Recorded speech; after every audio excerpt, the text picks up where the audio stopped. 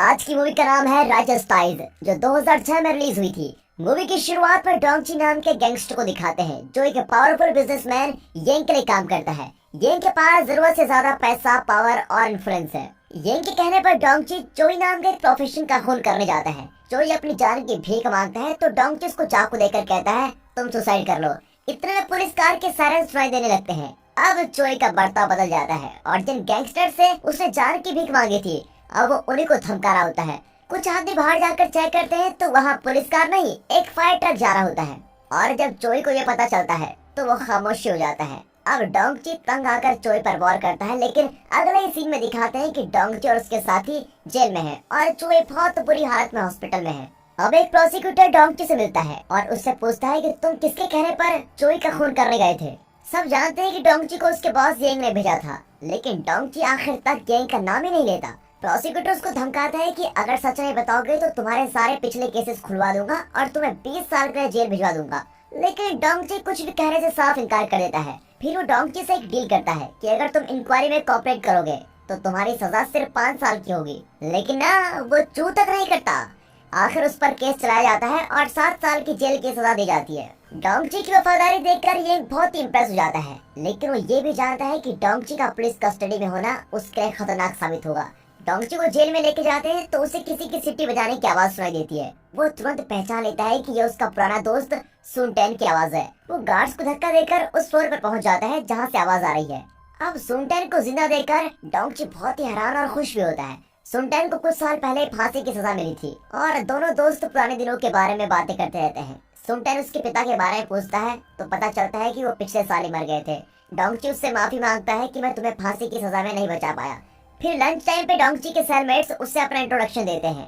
उसमें से एक राउडी सबको बुली कर रहा होता है और राउडी उसके साथ जिसे चाहे उसको पीट देते हैं और उनका खाना भी छीन लेते हैं। जेल में उन्हीं का राज चल रहा होता है। यहाँ डोंगची का बॉस येंग प्रोफेसर चोई से मिलने जाता है और उसे एक बिजनेस डील करता है, लेकिन चोई गुस्से में होता है कि डोंगची ने मेरी बेइज्जती की और मुझे मारने की कोशिश भी की। वो कहता है कि अगर तुम मेरे साथ बिजनेस करना चाहते हो तो डोंगची को खत्म कर दो।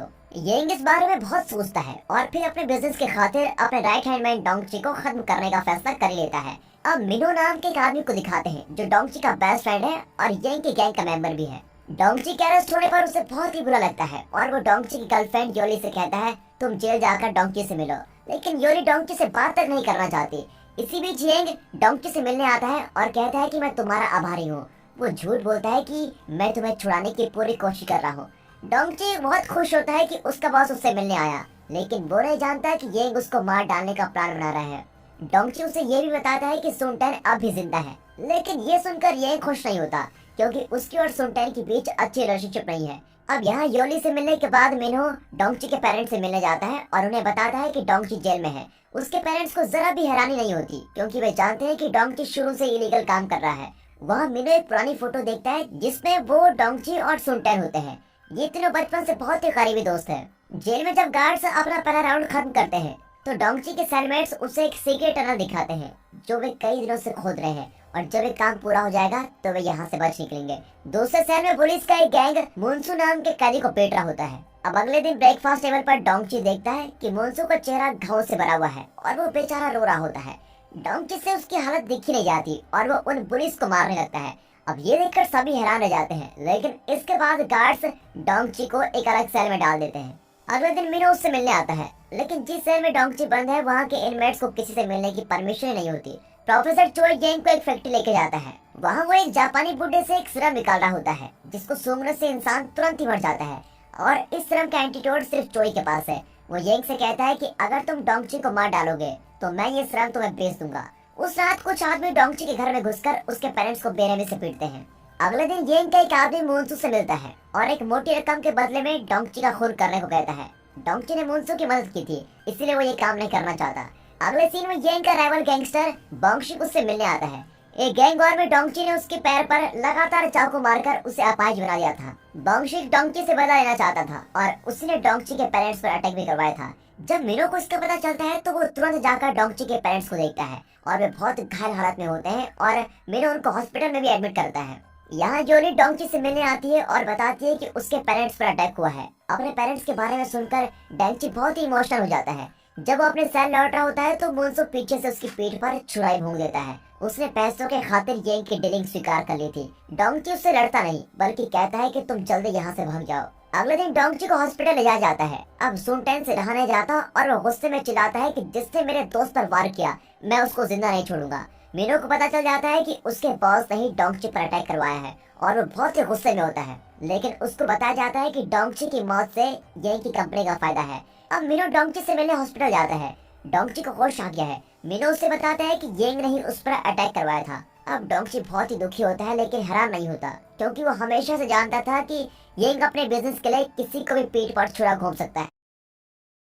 हॉस्पिटल से लौटकर मीनो येंग से झूठ बोलता है कि डोंगची अब भी बेहोश है और ये कहकर वो अपने दोस्त की जान बचाना चाहता है।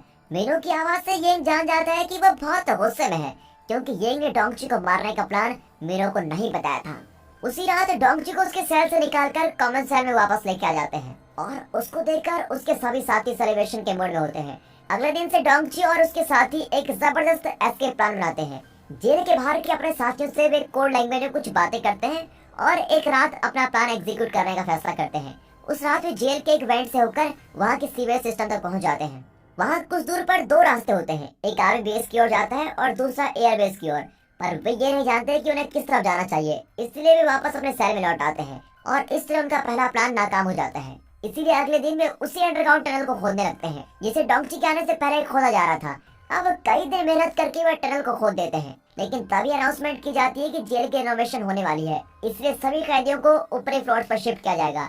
अब उनकी सारी मेहनत बेकार जा चुकी थी। वे रियलाइज करते हैं कि इस तरह काम नहीं चलेगा और फैसला करते हैं कि जेल की दीवारों को तोड़कर वे बाहर निकलेंगे। दीवारें बहुत पुरानी हैं और उनमें पिलर्स भी नहीं है, इसीलिए उन्हें लगता है कि अगर सारे कैदी एक साथ मिलकर जोर लगाएंगे तो दीवार टूट जाएगी। अपने अगले ब्रेक में दिन दहाड़े वे सब मिलकर ये नया मेथड भी ट्राई करते हैं, लेकिन दीवार तो टूटने से रही, बदले में उन्हें चोट भी लग जाती है। लेकिन वे हार नहीं मानते। डोंगची और उसके साथी रोज इसी तरह दीवार तोड़ने की कोशिश करते रहते हैं और गार्ड्स को यकीन होता है कि ये सरासर पागलपन है। वे कैदियों की इस हरकत पर हंसने लगते हैं, लेकिन जल्द ही दीवार पर दरार पड़ने लगती है।